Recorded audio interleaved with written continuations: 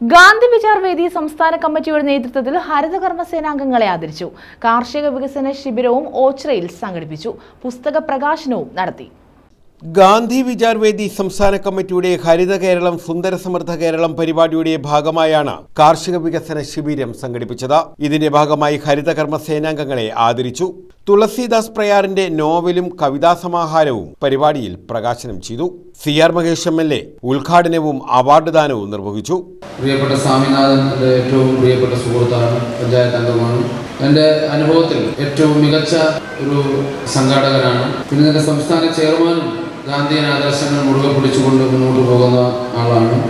ഇവിടെ പുസ്തക പ്രകാശനം നിർവഹിച്ച പുസ്തകം എഴുതിയ എഴുത്തുകാരൻ നാടകകൃത്ത് ഫ്രാൻസിസ് ടി മാവേലിക്കര പുസ്തകം ഏറ്റുവാങ്ങി. ഗാന്ധി വിചാർ വേദി സംസ്ഥാന പ്രസിഡന്റ് തോമസ് C. കുറ്റിശ്ശേരിൽ അധ്യക്ഷത വഹിച്ചു. ഹരിതകർമ്മ സേനാംഗങ്ങൾക്കുള്ള പുരസ്കാര വിതരണം KPCC general secretary advocate M. Liju ഉദ്ഘാടനം ചെയ്തു. കാർഷിക വികസന ശിബിരത്തിന്റെ ഉദ്ഘാടനം മുൻ കേന്ദ്രമന്ത്രി അഡ്വക്കേറ്റ് PC. തോമസ് നിർവഹിച്ചു. ഗാന്ധി വിചാർ വേദി സംസ്ഥാന രക്ഷാധികാരി വിജയൻ തോമസ് മുഖ്യപ്രഭാഷണം നടത്തി. വരവിള ശ്രീനി പുസ്തകം പരിചയപ്പെടുത്തി. KH Babujan, KS Ravi, പാലമുറ്റത്ത് Vijayakumar, N. Krishnakumar, Satheesh Kumar, P. Krishnakumar തുടങ്ങിയവർ പങ്കെടുത്തു. News bureau, Ochira.